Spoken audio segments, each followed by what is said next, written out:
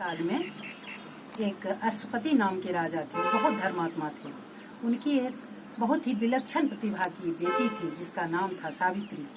सावित्री की योग्यता इतनी थी, प्रतिभा इतना जगत प्रसिद्ध था कि उनके लायक वर नहीं मिल रहा था उनके पिता को। जब वह विवाह की योग्य हुई तो अंत में हार थक करके उनके पिता के द्वारा कहा गया कि बेटी अब तुम ही अपना वर जा करके ढूंढ लो। उनकी सारी व्यवस्था कर दी गई, रथ सेवक इत्यादि दे दिया गया।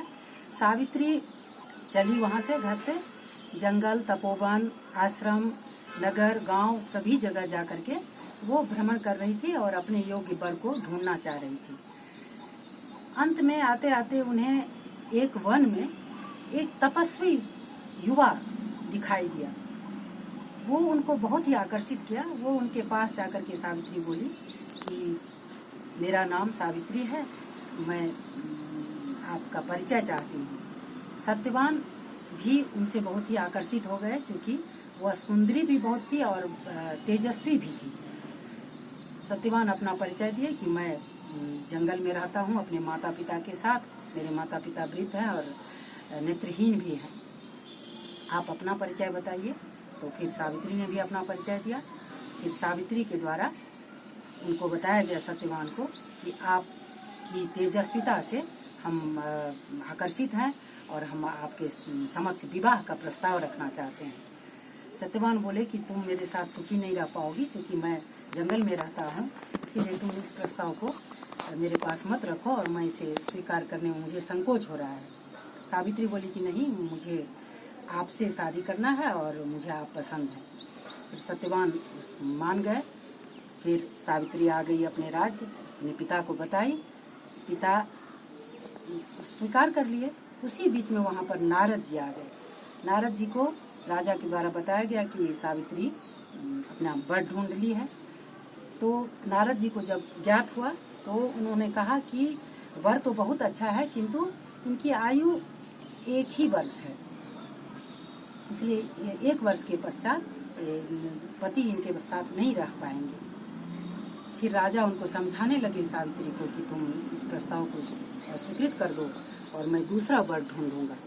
किंतु सावित्री बोली कि नहीं, मैं एक बार जिसको वर का चयन कर ली, मैं उनको आत्मा से वर स्वीकार कर ली हूँ, इसीलिए अब मैं उन्हीं से शादी करूँगी, चाहे 1 वर्ष ही आयु क्यों ना है उनकी। राजा जब पता चला कि ये नहीं मानेगी तो वो फिर धूमधाम से सावित्री की शादी कर दिए।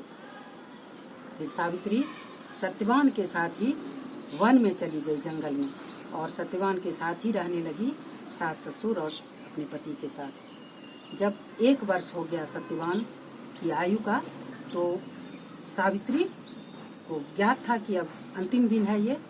तो वो सत्यवान को बोली कि मैं आज भी आपके साथ जंगल में जाऊंगी लकड़ी काटने। फिर सत्यवान के मना करने पर भी वो नहीं मानी और सावित्री जंगल चली गई। जंगल में जब सत्यवान लकड़ी काट रहे थे तो उसी बीच में उनको सर दर्द होने लगा, चक्कर आ गया। तो वो नीचे उतर गए और बोले कि मेरी तबीयत अच्छी नहीं लग रही है। सावित्री सत्यवान के सर को अपनी गोद में रख करके सहलाने लगी, किंतु इसी बीच में सत्यवान मूर्छित हो गए। तत्पश्चात सावित्री देखती है कि एक बहुत ही दिव्य स्वरूप एक आकृति खड़ा है और कह रहा है कि मैं तुम्हारे पति का आत्मा प्राण लेने के लिए आया हूँ, ये मृत हो चुके हैं। फिर वो यमराज थे, यमराज प्राण लेकर के सत्यवान का चल दिए।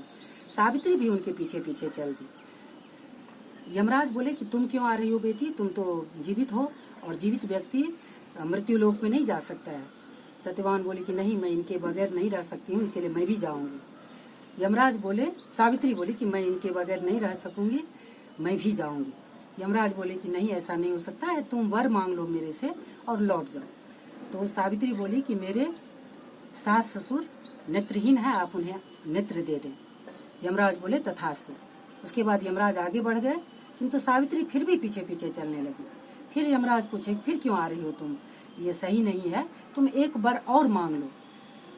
सावित्री ने कहा कि मेरे सास ससुर का राज्य अन्य राजाओं के द्वारा हड़प लिया गया है, इसीलिए आप उनका राज्य वापस करा दीजिए, ऐसा आशीर्वाद दीजिए। यमराज बोले तथास्तु।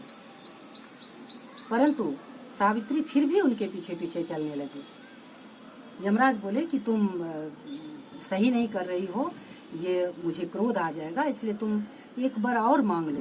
तो सावित्री बोली कि मुझे पुत्रवती होने का आशीर्वाद दीजिए। यमराज बोले तथास्तु। यमराज फिर निश्चिंत होकर के चल दिए कि अब ये लौट जाएगी, किंतु फिर भी पीछे पीछे सावित्री चलने लगी। यमराज पुनः पीछे मुड़कर देखे तो बोले, पुत्री तुम क्यों ऐसा कर रही हो, कृपया तुम लौट जाओ, मैंने तो तुम्हें सभी वर दे दिया। तो सावित्री बोली कि वर तो आपने दिया यमराज देव, किंतु आप ही सोचिए कि जब आप मेरे पति को लेकर के जा रहे हैं तो मैं पुत्रवती कैसे बनूंगी। यमराज ऐसा सुन करके हतप्रभ रह गए, बोले कि ये तो मुझसे गलती हो गई और मैं एक तरह से तुम्हारे पति प्रेम और पातिव्रत धर्म की निष्ठा देख करके मैं तुमसे हार गया हूँ और पहली बार मैं किसी का प्राण वापस कर रहा हूँ। तुम जाओ, जहाँ से मैं इसका प्राण लिया था तुम्हारे पति वहीं पर तुमको जीवित मिलेंगे। सावित्री खुशी खुशी वहाँ से लौट करके आई तो सत्यवान मुस्कुराते हुए उसका स्वागत किए। फिर दोनों अपने राज्य आ गए, सास ससुर के पास जंगल आ गए। कुछ दिनों के पश्चात उनको उनका राज्य मिल गया, सास ससुर को नेत्र भी मिल गए, सब लोग प्रसन्नतापूर्वक रहने लगे। इसलिए सावित्री सत्यवान का व्रत बट सावित्री के दिन इसीलिए कहा जाता है कि सावित्री और सत्यवान को याद करके ही यह व्रत किया जाता है। और भारतीय संस्कृति की यह विशेषता है भारतीय महिलाओं की कि मृत व्यक्ति का भी प्राण वापस कर ली अपनी निष्ठा, अपनी तपस्या से। जय सावित्री, जय सत्यवान।